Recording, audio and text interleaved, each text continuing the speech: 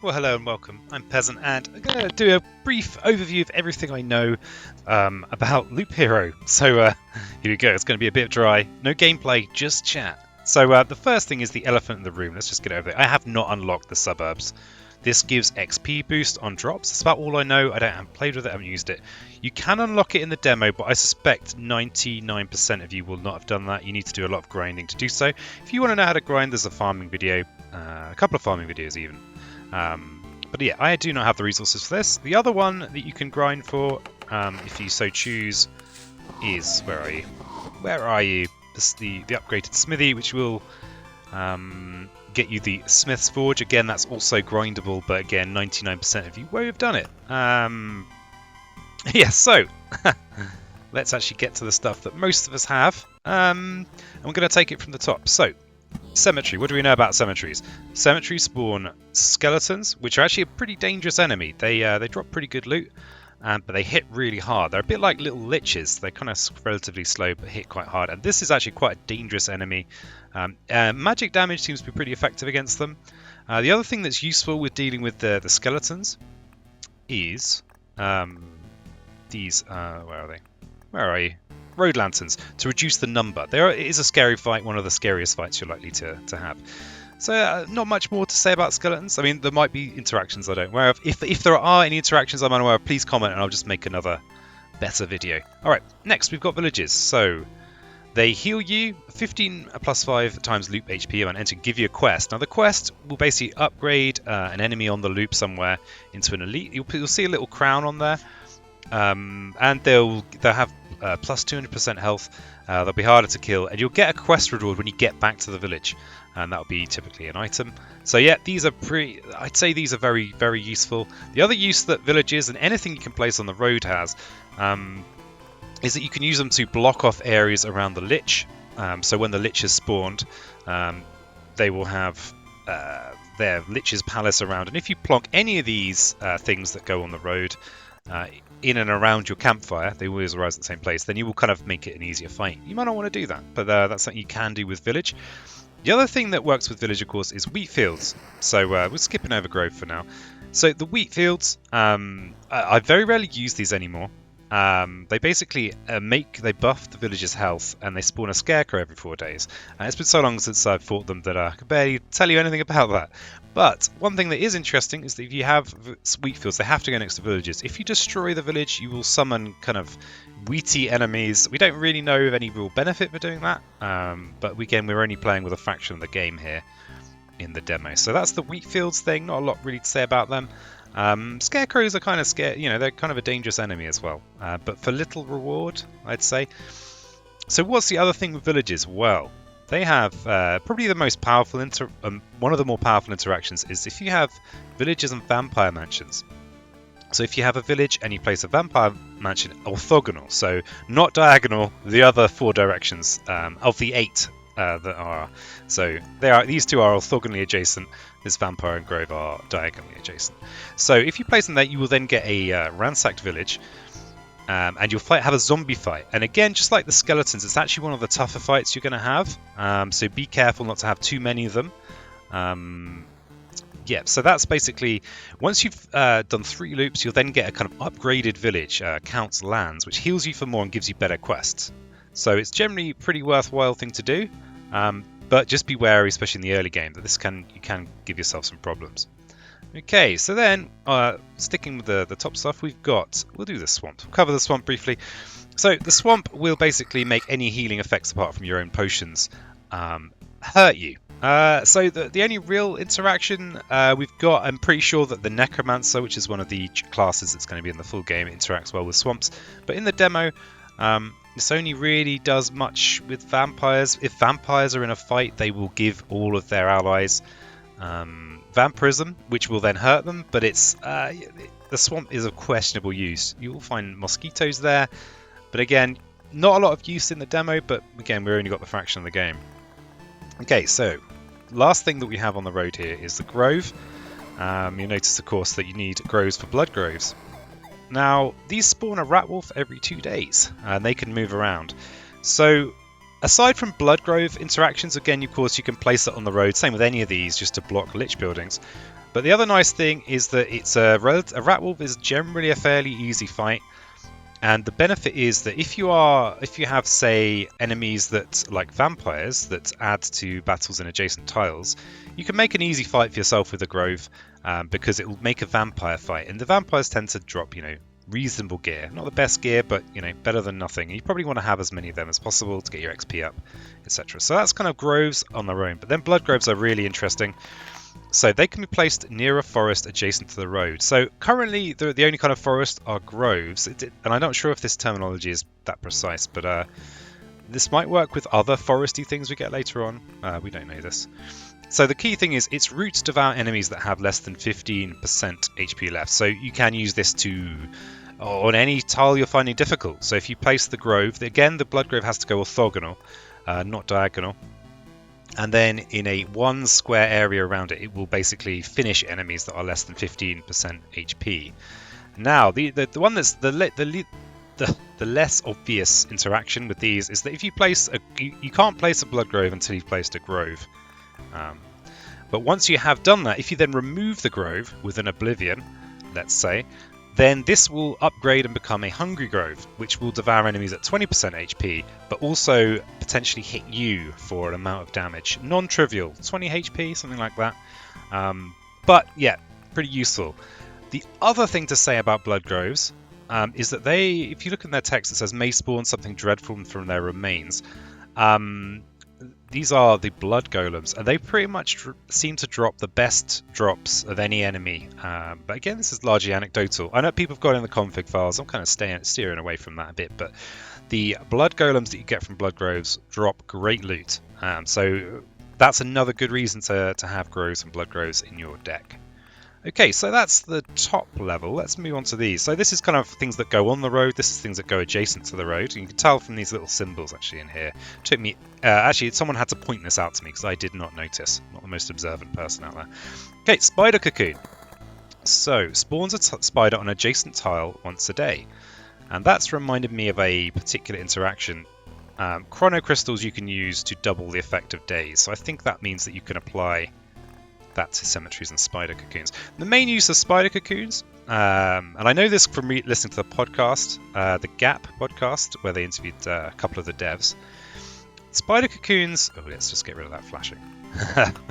Spider cocoons will spawn spiders, and the main use of that is that spiders drop a lot of cards. So these cards here, so if you're trying to, that's useful in itself. They don't drop great gear. But the other good thing is that you can kind of fill up a tile with spiders that are a pretty harmless enemy. So let's say you've got cemeteries that are making scary skeletons, or a vampire mansion, say, with all the zombies that we talked about. You can stick a spider cocoon adjacent to it, adjacent to the tile you're worried about. Again, orthogonal is ideal. And that will dilute the fight effectively with spiders. So that's a pretty good use for them. And the other thing I like to use spider cocoons for is making more vampire fights. So let's talk about vampires. Adds vampires to battles on adjacent tiles. So this is it all adjacent, as in every diagonal and orthogonal. These are useful fights. Again, you kind of want to have as many fights as you can to get your XP up. That's how I see it anyway. If you disagree, again, come into the comments. I'm probably more likely going to make a second version of this if I see enough things I've done wrong. Okay. Next we have Battlefield. So this is a super good one. It spawns a chest at the start of each loop, and enemies on adjacent tiles can become ghosts. So the chest at the start of each loop is pretty much a really good gear drop. Now the Blood Grove enemies, the Blood Golems, they have really good gear drops. It's kind of a tough fight. This is an easy fight, so this is kind of comes recommended. The ghosts are just not really that scary. They're kind of cool, and the funny thing is when a ghost dies, it can become a ghost of a ghost, and when that dies, it can become primal matter. Not really seen any particular use for those guys. I mean, they have a right to exist, of course, like Wield do, but not any particular interactions with them so far. Okay, so that's Battlefield. You can put them at the start of the loop so that you get your loot earlier, but it doesn't really matter, I would argue. The other interesting thing with these is that if you have them so that they are next to each other, within each other's radius, they will actually make the road into Blood Road, which will summon these kind of blood dudes. It's another fight, and it's not too hard a fight. Don't think it's got particularly good drops, but it's a thing you could do with Battlefield. So you can use it to block spaces on the road around the Lich, for example. I suspect there are going to be other interactions with this. In fact, I'm pretty sure there's probably one to do with rivers, and I don't know where that's from. Alright, next we have Road Lantern. So, this is decreasing the maximum number of monsters on adjacent tiles, and it stacks. So that's an interesting thing that touches on something. Most things in this game do not stack unless they say they do. So that's an important thing to note with this game. Obviously, when we get to full release, there's probably going to be a whole load more things here to think about. But I think it's worth noting that. And typically, you'd use this just on a tough fight, like cemetery fights or vamp village fights. Are some of your scariest fights, or even goblins, which we'll talk about when we get to rocks and mountains. I don't use it a lot, but it does have a function. I've mainly used it with skeletons. Okay, chrono crystals are super good. They double the effect of a day's passing on adjacent tiles. Now there were some bugs with this before, but I think they're mostly being fixed, as in what order you have to place them on. The main use of this that I found, the thing that's actually useful is using it with meadows. So meadows heal you 2 HP at the start of each day. Having the crystals mean that you double it. Now, the interesting thing, it has a secondary not as obvious effect. So this has a 1 square radius, 1 tile radius. And if your hero is in that radius when the day switches over, you actually get double benefits. So it's if you can cover your route in chrono crystals, that's very powerful. Another little trick with the meadows is that because meadows... Let's talk about meadows. Because meadows heal 2 HP at the start of the day, but they're buffed to 3 HP if they're adjacent to something that isn't a meadow. If you place your crystals on corners, you can kind of put a meadow kind of off to each side, and that's useful. Another funny thing about chrono crystals is that it only seems to buff 2 tiles. Now, or 2 meadows anyway. So yeah, there's that's something to bear in mind. So you don't really want more than 2 meadows. This sounds like something. This feels to me like something that might change, and obviously it's a hidden stack, so it doesn't tell you about that. So that's the chrono crystals. You can use them on harpies, which we'll cover in a second. And I think they'll affect cemeteries, spiders, and anything else. But they're very useful, very powerful. And I suspect they're going to have some pretty cool interactions with the other things. Right, so we've kind of covered meadows.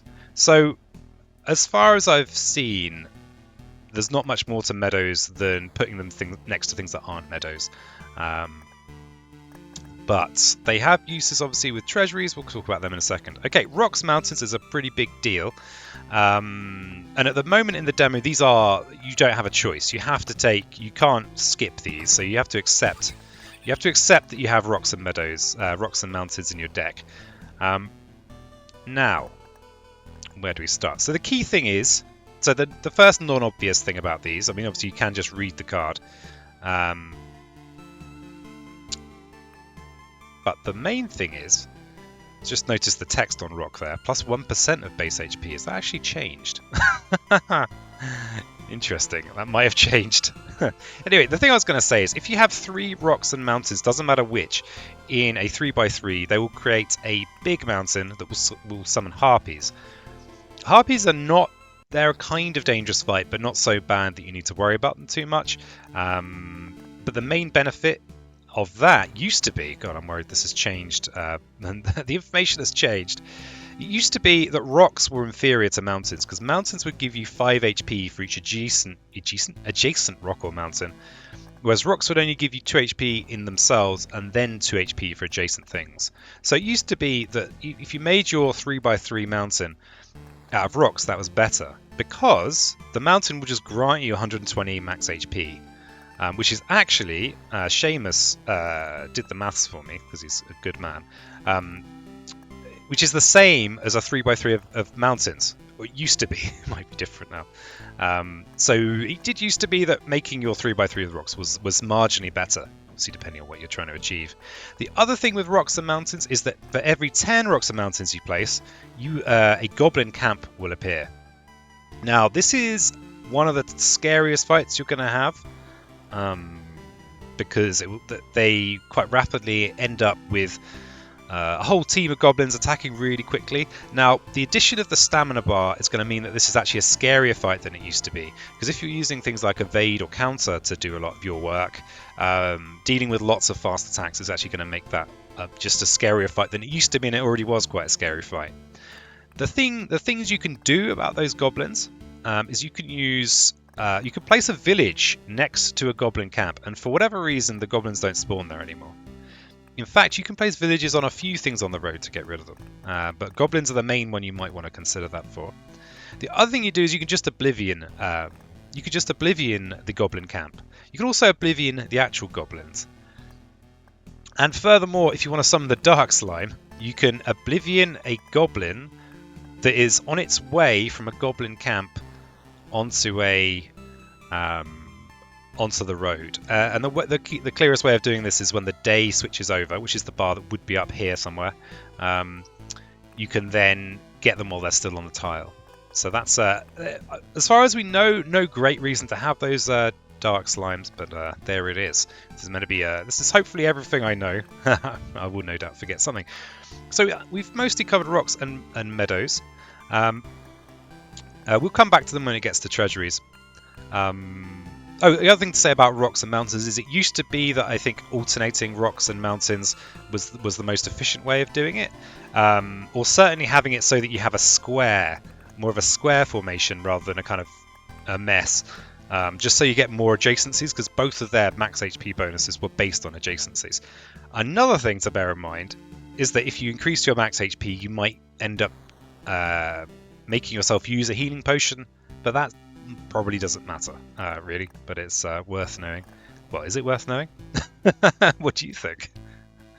Okay, we've got Oblivion here. So this is the only one that we have so far in the demo that can be based on all three different types of space. So it can go anywhere.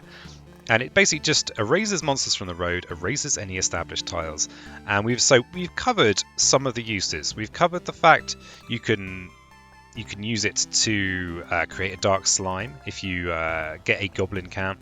You can, of course, just use it to get rid of a dangerous enemy. You can also use it, remember, to upgrade your blood grove. The other thing you could do is you can actually use it if you're particularly keen on the resources you get for making a big mountain.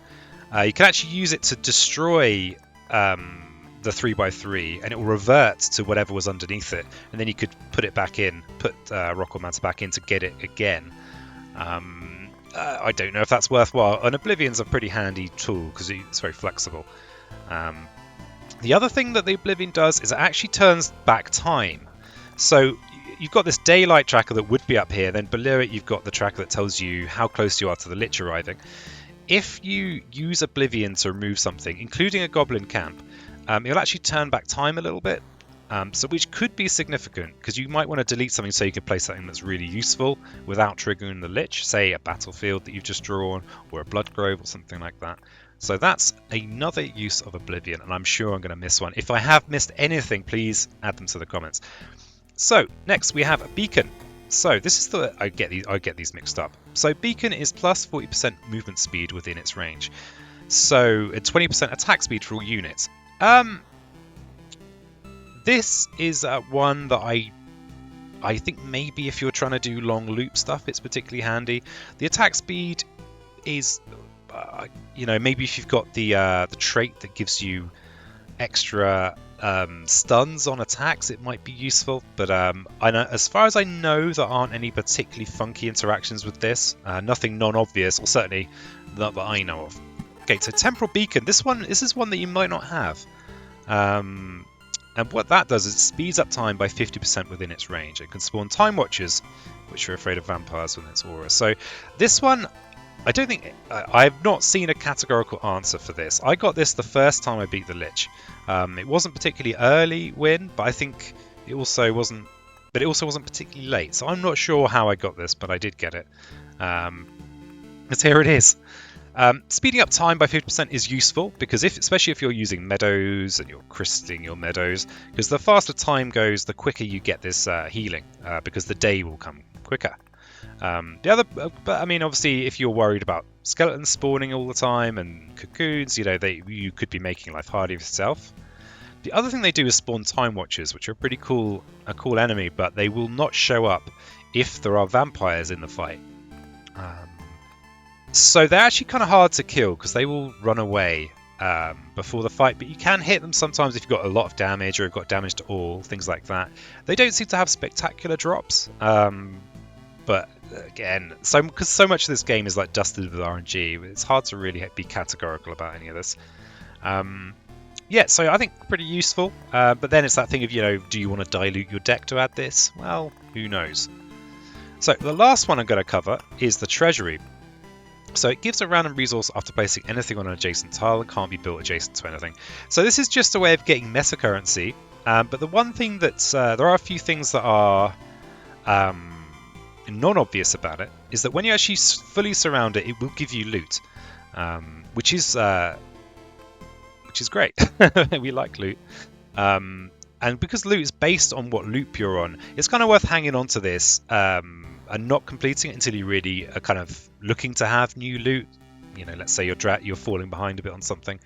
And you surround this typically with your rocks and meadows, but because you can place it near the road, you could actually surround it with things that would go adjacent to the road. The thing that's tricky with it is it can't be built adjacent to anything. So if you're trying to be really optimal with your treasuries, you might want to have them in a kind of in a pattern so that they're kind of a ones with a gap of one between each other, and then you only fill them in when there's another one. I don't think this is necessarily that worth doing at the moment, but I could well be wrong. They do summon gargoyles though when they're completed, and they are a fairly tough enemy, but again not super scary. But magic damage is super effective against gargoyles, as it is against the cemeteries. So that is a very brief talk through of the cards as we know it. Yeah, let me know if that's useful. Let me know if I've missed anything to do with these cards. And also, if you want to fill me in on the ones I don't have, well, maybe I'll add them to the second edition if there's enough new information. Anyway, thanks so much for joining me. I'm Peasant, and I'll catch you next time.